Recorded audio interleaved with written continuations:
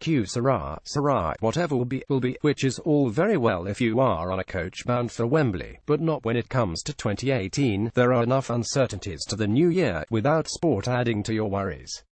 Fortunately, help is at hand. BBC Sport journalists have grabbed a large pinch of salt with one hand, thrown caution to the wind with the other, and can tell you what is in store for the next 12 sporting months. Definitely. Football BBC chief football writer Phil McNulty, please take this in the spirit it is intended. Manchester City will win an unprecedented quadruple, beating Manchester United in the Champions League along the way, to leave both Red Devils boss Jose Mourinho and Chelsea counterpart Antonio Conte to ponder, is it all worth it at the end of the season? Sam Allardyce will be hailed as a hero by those who questioned his appointment as Everton manager by guiding the Toffees into the Europa League, while dozens of players in the Premier League will be linked to either Barcelona or Real Madrid, some on the basis of simply scoring in 3 successive games. One man who will not move is Tottenham's Harry Kane. He will stay and lead the club into the next era at the new stadium on White Hart Lane. England will surprise at the World Cup by not only actually navigating the group stage but by reaching at least the last 8, with manager Gareth Southgate rewarded with a new and improved contract. Oh, and Rangers will appoint a new manager. Formula One BBC chief F1 writer Andrew Benson, this is meant to be light-hearted and fun, so don't hang it around my neck come December.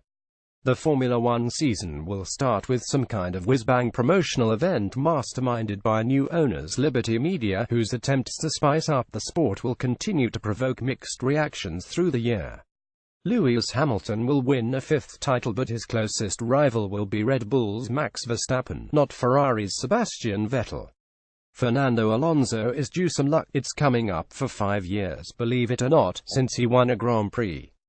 So that duck will end this year with McLaren Renault, and he will win Le Mans with Toyota. Ferrari will win some races, but team boss Maurizio Arrivabene will be sacked at the end of the season.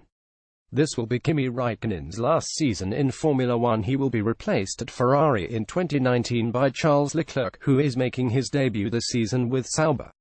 And Daniel Ricciardo will leave Red Bull at the end of the year to become Hamilton's new teammate at Mercedes. That would keep things spicy, wouldn't it?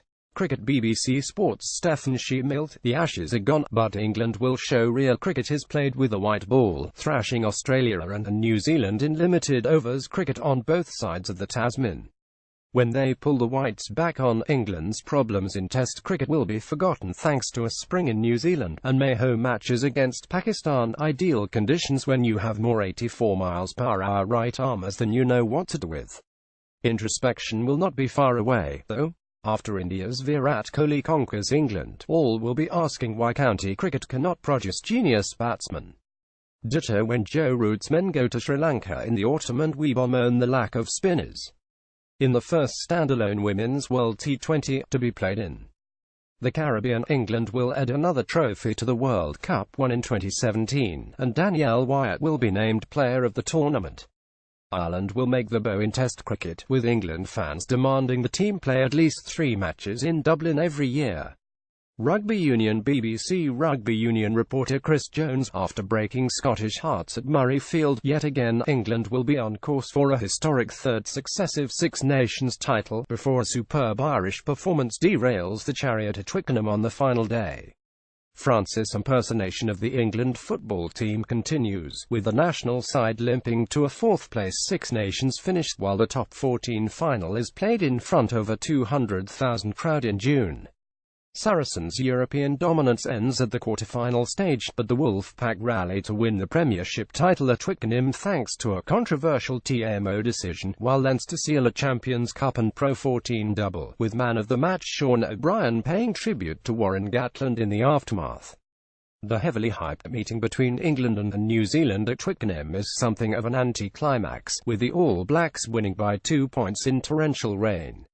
Off the field, players and administrators avoid a strike by coming to an agreement on a new season structure, with both parties hailing a satisfactory compromise, although issues around player welfare continue, and are likely to be resolved in time for the 2032 season.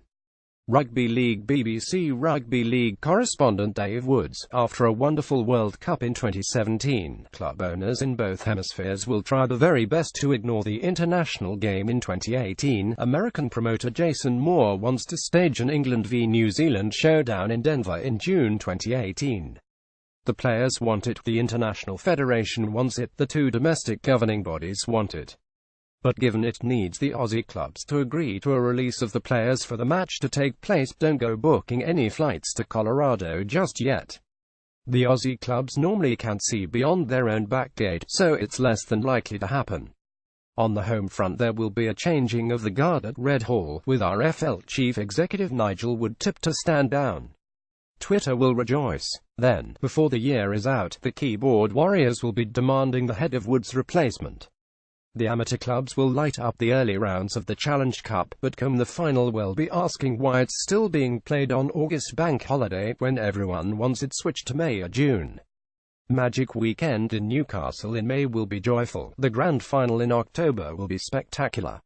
Then bring on the Kiwis for a three-match series in the autumn, in Hull, Liverpool and Leeds, to underline the importance of the international game. Tennis. BBC Sports. Piers Newbery. With so much uncertainty surrounding many of the top names, and a younger crop of talent yet to fully convince, the safest bet for 2018 could well be more major titles for Roger Federer and Serena Williams. With doubts surrounding the fitness of Andy Murray, Stan Wawrinka and now Rafael Nadal, who has pulled out a planned season opener in Abu Dhabi, there is every reason to think Federer can add to his 19 Grand Slam titles.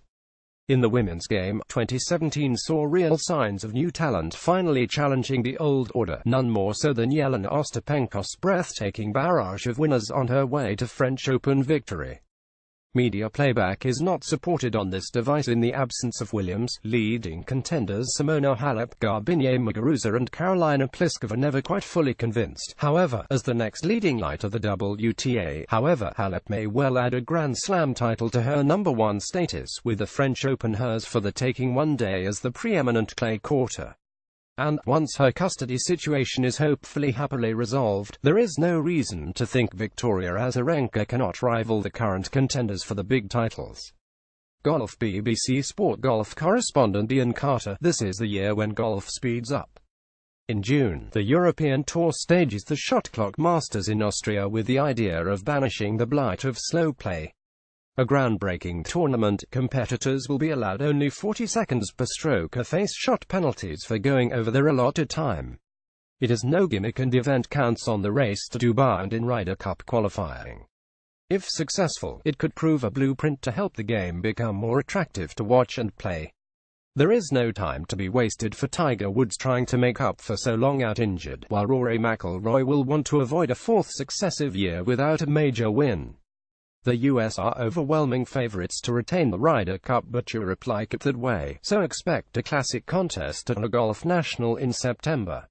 Wolverhampton's Aaron Rai is one to watch on the European Tour, and expect Jordan Smith to continue climbing the rankings. There will be resurgent years for Bubba Watson, Adam Scott and Victor Dubuisson. Australia's Mark Leishman will break his major duck, and Ireland's Paul Dunne will challenge hard for a Ryder Cup spot. Dorset's Georgia Hall will not waste qualifying for the LPGA Tour. Her presence there might hurry up fellow Englishwoman Charlie Hull and accelerate the process of fulfilling her vast potential. As I say, in 2018 speed is of the essence.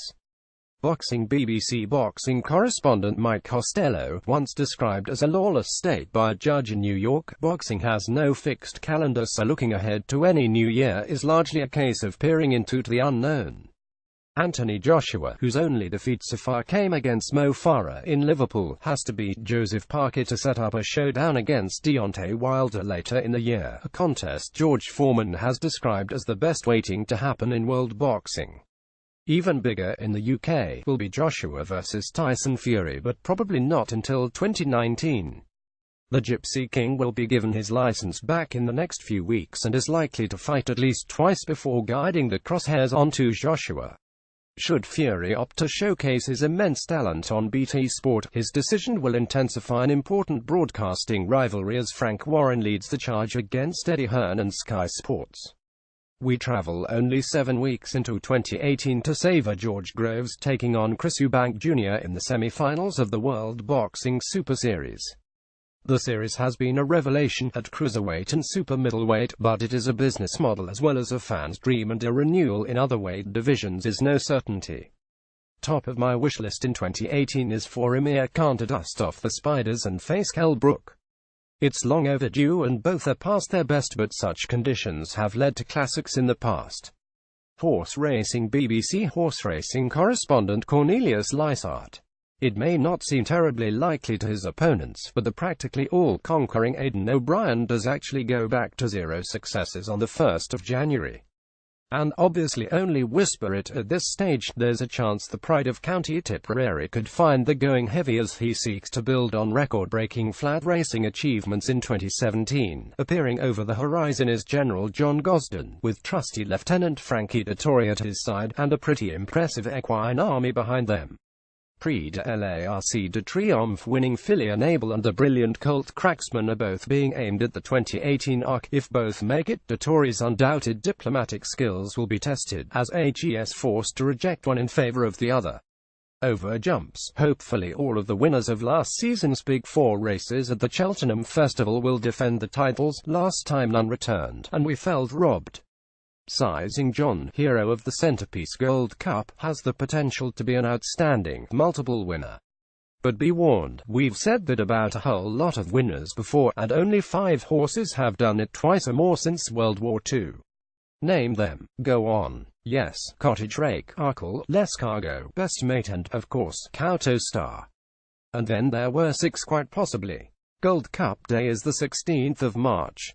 Athletics BBC Sports Mike Henson, the king is gone. Long live, well, who exactly? With Usain Bolt enjoying his well-earned retirement, athletics has lost its brightest and only bona fide crossover star.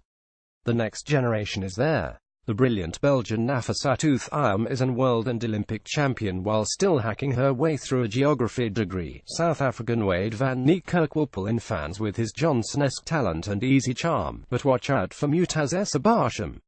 The spring-heeled Qatari will hit the biggest landmark of the year, toppling the 24-year-old high jump world record set by Cuban great Javier Sotomayor and cementing himself as the figurehead of the 2019 World Championships in Doha. On the domestic scene, the London Marathon's top-class field will swallow up Mo Farah on his return to road racing in April as the 4-time Olympic champion, who has consistently denied any wrongdoing, awaits the result of a U.S. anti-doping agency investigation into former coach Alberto Salazar. In Farah's wake, Dean Asher Smith, still just 22, finally gets an injury-free run and comes a narrow second to Netherlands' Daphne Schippers in European 100 meters final in August, while the youthful rivalry between Jake Whiteman, Charlie Grice and Josh Kerr pushes all three into contention for the 1,500 meters crown. With neither a World Championships nor an Olympics in 2018, expect the IAAF to take advantage of a relatively fallow year to sharpen up the sport's commercial edge. As well as the introduction of world rankings and more street-level showpieces, such as those in Zurich's main station and the Great City Games, each Diamond League host city will be assigned a multinational team of athletes to support at other meetings throughout the season.